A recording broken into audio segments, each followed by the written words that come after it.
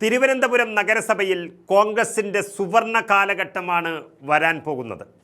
BJP ഭരണസമിതിക്കെതിരെ UDF അവിശ്വാസം കൊണ്ടുവന്നിട്ടുണ്ട്. അതുകൊണ്ടൊന്നും ആയില്ല. നമുക്കറിയാം, ആകെയുള്ളത് അവിടെ 101 സീറ്റുകളാണ്.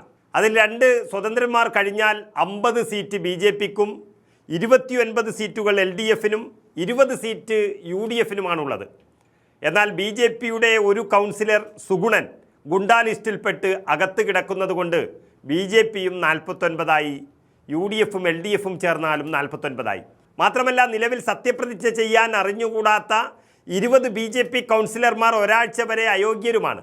അതെല്ലാം ചേർത്ത് ഭരിക്കുന്ന BJPക്ക് വലിയൊരു കാലദോഷമാണ് തിരുവനന്തപുരത്ത് വന്നിരിക്കുന്നത്. ആ തക്ക സമയം നോക്കിയാണ് UDF സഭാകക്ഷി നേതാവ് KS ശബരിനാഥൻ അവിശ്വാസ പ്രമേയത്തിന് ഇപ്പോൾ നോട്ടീസ് നൽകുന്നത്. കാരണം നമുക്കറിയാം, പതിറ്റാണ്ടുകളായി ഏകദേശം 40 വർഷത്തോളമായി തിരുവനന്തപുരം നഗരത്തെ കൊള്ളയടിക്കുകയായിരുന്നു ഇടതുപക്ഷം എന്ന് പറയേണ്ടി വരും, പ്രത്യേകിച്ച് CPM. അതിൽ മനം മടുത്തിട്ടാണ് ഒരു മാറ്റം അവിടെ ജനങ്ങൾ കൊണ്ടുവന്നത്. ആ നഗരത്തിൽ BJPക്ക് സ്വാധീനം വർദ്ധിച്ചതും കേവല ഭൂരിപക്ഷത്തിനടുത്തെത്തി അധികാരം പിടിച്ചതും അതുകൊണ്ടാണ്. എന്നാൽ ആ BJP ഭരണവും ഇപ്പോൾ നയാ പൈസക്ക് കൊള്ളാത്തതായി മാറുകയാണ്. അവിടെയാണ് UDFിൻ്റെ, പ്രത്യേകിച്ച് കോൺഗ്രസിൻ്റെ മുന്നേറ്റം നമുക്ക് കാണാൻ വേണ്ടി പോകുന്നത്. അതായത് UDF പറയുന്നത് പ്രകാരം നഗരസഭയിലെ BJP ഭരണം 6 മാസം പൂർത്തിയാകുമ്പോൾ തന്നെ ഭരണസ്തംഭനവും കെടുകാര്യസ്ഥതയും കൊണ്ട് ജനങ്ങളെ ബുദ്ധിമുട്ടിച്ചിരിക്കുകയാണ്. ഭരണസമിതിയുടെ മുഖമുദ്ര, അതായത് മാറാത്തത് മാറും എന്ന് പറഞ്ഞ് അധികാരത്തിൽ വന്നവർക്ക് ആ നഗരത്തിലെ മാലിന്യ പ്രശ്നം പരിഹരിക്കാനോ തെരുവുനായ പ്രശ്നത്തിനോ കുടിവെള്ള പ്രശ്നത്തിനോ ഒരു പരിഹാരം നൽകുവാനോ ഇതുവരെ ഒരു ചെറുവിരൽ അനക്കാൻ പോലും കഴിഞ്ഞിട്ടില്ല. ഭാവിയുടെ ഒരു നഗരമായി തിരുവനന്തപുരത്തെ ഉയർത്തുവാനുള്ളൊരു കാഴ്ചപ്പാടും ഈ ഭരണസമിതിക്ക് പ്രകടിപ്പിക്കാൻ ഇതുവരെ കഴിഞ്ഞിട്ടില്ല. കോടികളുടെ വികസന വാഗ്ദാനങ്ങൾ തിരുവനന്തപുരത്ത് വന്ന് തിരുവനന്തപുരത്തുകാർക്ക് നൽകിയ നരേന്ദ്രമോദിയും കേന്ദ്ര സർക്കാരും ഇപ്പോൾ മൗനവ്രതത്തിലാണ് ഇരിക്കുന്നത്. ഒരക്ഷരം മിണ്ടുന്നില്ല. നഗരസഭയുടെ ഈ ഭരണസ്തംഭനത്തിനെതിരെ അതിശക്തമായ പ്രതിഷേധത്തിലേക്ക് UDF പോവുകയാണ്. അപ്പോഴും CPM അവിടെ ഗുണ്ടായിസം കളിച്ച് നടക്കുന്നു. പലതും മറച്ചു വെക്കാൻ വേണ്ടിയാണത്.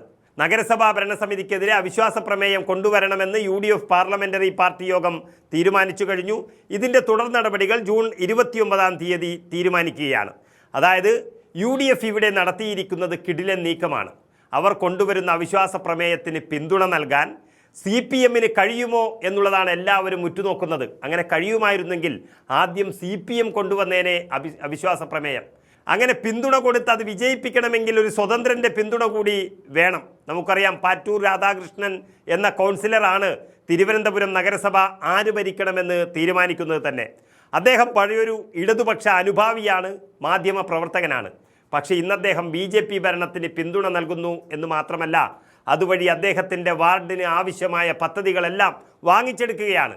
അങ്ങനെയുള്ള ഒരാളെ മറുഭാഗത്ത് കൊണ്ടുവരികയും ഒപ്പം തന്നെ തങ്ങളുടെ പിന്തുണ അവിശ്വാസത്തിന് നൽകുകയും ചെയ്യുക എന്നുള്ളത് ഇനി CPMനെ സംബന്ധിച്ചിടത്തോളം ഏറ്റവും വലിയ ബുദ്ധിമുട്ടുള്ള കാര്യം തന്നെയാണ്. അതായത് പാറ്റൂർ രാധാകൃഷ്ണനെ മേയർ സ്ഥാനം നൽകി കൊണ്ടുവരേണ്ടി വരും. അതിനെല്ലാം CPM നിൽക്കുമോ എന്നാണ് ജനങ്ങൾക്കറിയാനുള്ളത്. നിന്നില്ല എങ്കിൽ BJPക്ക് പിന്തുണ നൽകുന്നതിന് തുല്യമായി അത് മാറും.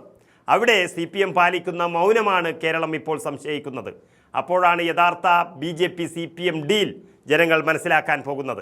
സത്യം പറഞ്ഞാൽ തിരുവനന്തപുരം നഗരത്തിൽ ഇനി കോൺഗ്രസ് മുന്നേറ്റമായിരിക്കും കാണാൻ പോകുന്നത്. നമുക്കറിയാം, തിരുവനന്തപുരം സെൻട്രൽ, വട്ടിയൂർക്കാവ്, കഴക്കൂട്ടം, നേമം എന്നീ 4 നിയമസഭാ മണ്ഡലങ്ങളും അതുപോലെ കോവളം മണ്ഡലത്തിലെ കുറച്ച് ഭാഗങ്ങളും ചേർന്നതാണ് തിരുവനന്തപുരം കോർപ്പറേഷൻ എന്ന് പറയുന്നത്. ഇതിൽ UDFന് 2ഉം BJPക്ക് 2ഉം MLAമാരാണുള്ളത്. അതിൽ തന്നെ UDFൻ്റെ 2 പേരും മന്ത്രിമാരുമാണ്, K മുരളീധരനും CP ജോണും. അതുകൂടാതെ കോവളത്ത് കോൺഗ്രസിൻ്റെ വിൻസെൻറ്റും MLA ആണ്. അങ്ങനെ 2.5 MLAമാർ ഉണ്ട്. ആ 2 മന്ത്രിമാരും ചേർന്ന് അവരുടെ മണ്ഡലങ്ങൾ മാത്രമല്ല, തിരുവനന്തപുരത്തും നഗരത്തെ തന്നെ ഒരു സുവർണ നഗരമാക്കി മാറ്റുകയാണിപ്പോൾ. മാത്രമല്ല, കോവളം മണ്ഡലത്തിൽ ഉൾപ്പെടുന്ന വിഴിഞ്ഞം തുറമുഖമായിരിക്കും ഇനി തിരുവനന്തപുരത്തിൻ്റെ വികസന മുഖം എന്ന് പറയുന്നത്. അങ്ങനെ ഒരു സാഹചര്യം അവിടെ ഇരിക്കെ വിഴിഞ്ഞം പദ്ധതി കൊണ്ട് മാത്രം തിരുവനന്തപുരം ലോകത്തിലെ ഏറ്റവും വലിയ തുറമുഖ നഗരമാക്കുന്നതോടെ UDFൻ്റെ സ്വന്തം നഗരസഭയായി തിരുവനന്തപുരം മാറാൻ പോവുകയാണ്. ഒരു സംശയവും വേണ്ട. 40 വർഷമായി നാട്ടുകാരെ പറ്റിച്ച CPM അവരുടെ കൊള്ളയെല്ലാം പിടിക്കുമെന്നാകുമ്പോഴാണ് ഇപ്പോൾ ഈ വെപ്രാളം കാണിക്കുന്നത്. അതാണ് നഗരസഭയ്ക്കുള്ളിൽ പോലും അക്രമം കാണിക്കാൻ അവരെ പ്രേരിപ്പിക്കുന്നത്. അങ്ങനെ BJPയുടെ കപടഭരണവും CPMൻ്റെ അഴിമതിയും തിരിച്ചറിഞ്ഞ അനന്തപുരിയിലെ ജനങ്ങൾ കോൺഗ്രസിനെ തിരഞ്ഞെടുക്കുന്ന കാലമാണ് ഇനി വരാൻ പോകുന്നത്. ഒന്നിനും തിരക്കുകൂട്ടണ്ട എന്നർത്ഥം.